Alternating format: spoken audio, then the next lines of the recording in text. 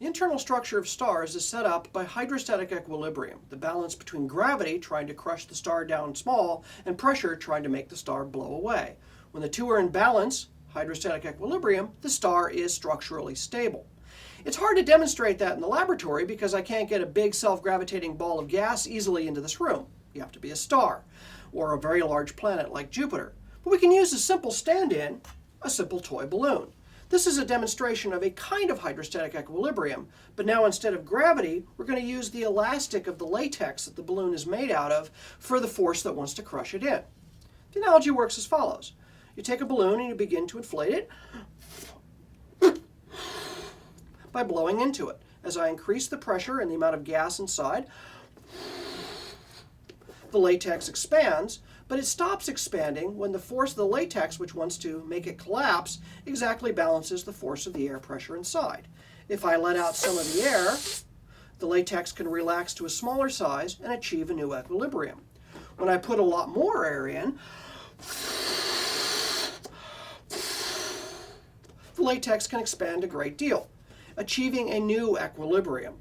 This is pretty much the same way that gravity and pressure equilibrium would work in a large star. But of course, in the latex balloon, I'm cheating a little bit because I'm changing the amount of air inside the balloon. What if I leave the amount of air inside the balloon fixed by tying it off? At this point, the equilibrium is maintained. Even if I press on it from the outside, the balloon deforms to maintain a new equilibrium.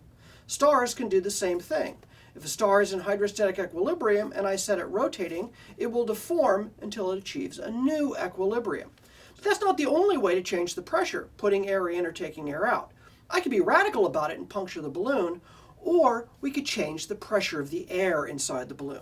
If I inflate this balloon inside of a nice warm room like this, and were to walk outside on a cold winter day, the balloon would begin to shrivel because the gas pressure inside the balloon would drop, and the elastic could cause the balloon to collapse, achieving a new equilibrium. It also works the other way. If I inflate a balloon outside when it's well below zero, wait for it to equilibrate with the outside air temperature, and bring it in the house, if you inflated it to just below bursting outside, it might actually pop when it comes into equilibrium with the warm house. Unfortunately, it's a nice spring day outside. It's about as hot outside as it is in, so we're going to have to do something a little bit more radical. And what we're going to do for radical is I brought some liquid air. This is liquid nitrogen. Liquid nitrogen has a temperature of nearly 200 degrees below zero, minus 196 degrees Celsius, for those who want to keep track of things. And I'm going to fill up this pie plate with some of this liquid nitrogen. You can see it bubbling away. Liquid nitrogen is a very clear liquid. It evaporates almost immediately back into nitrogen gas in the room. We're going to let it bubble and burble here a bit. Now you can see the pie pan coming into equilibrium as the wave of boiling ceases. So I have, in one hand, a balloon fully inflated with air at about room temperature. It's probably about 30 degrees Celsius in here under these hot lights. In the pie pan, liquid nitrogen at a temperature of minus 200 degrees Celsius. If I place the balloon in the nitrogen and begin to cool it, I'm going to roll it around to more equally even out the effect. We begin to see the air temperature drop inside the balloon. I'm handling this very gently because the nitrogen is very cold. And the balloon deflates.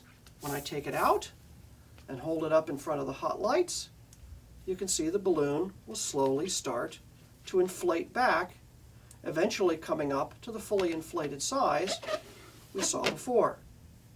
I can just set it in nitrogen and leave it to set for a while.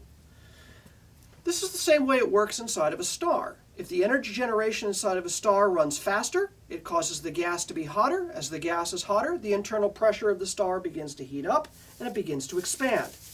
If the internal energy of the star makes less energy than is needed, the envelope of the star is less hot, the pressure drops, and the star collapses in response. I can make this balloon, by getting it colder and colder, eventually collapse almost all the way down. And so if I drop the temperature down dramatically, as dramatically as I'm going to get, I can see pretty soon the balloon becomes really floppy and loose. because the air pressure inside is now dropping a great deal.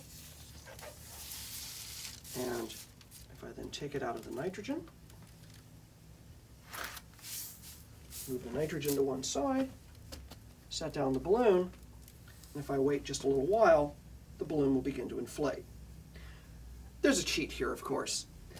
The elasticity of latex goes down as it gets colder, but this is one of the ways we make this demonstration really effective. So, hot air, expand, cold air, deflate.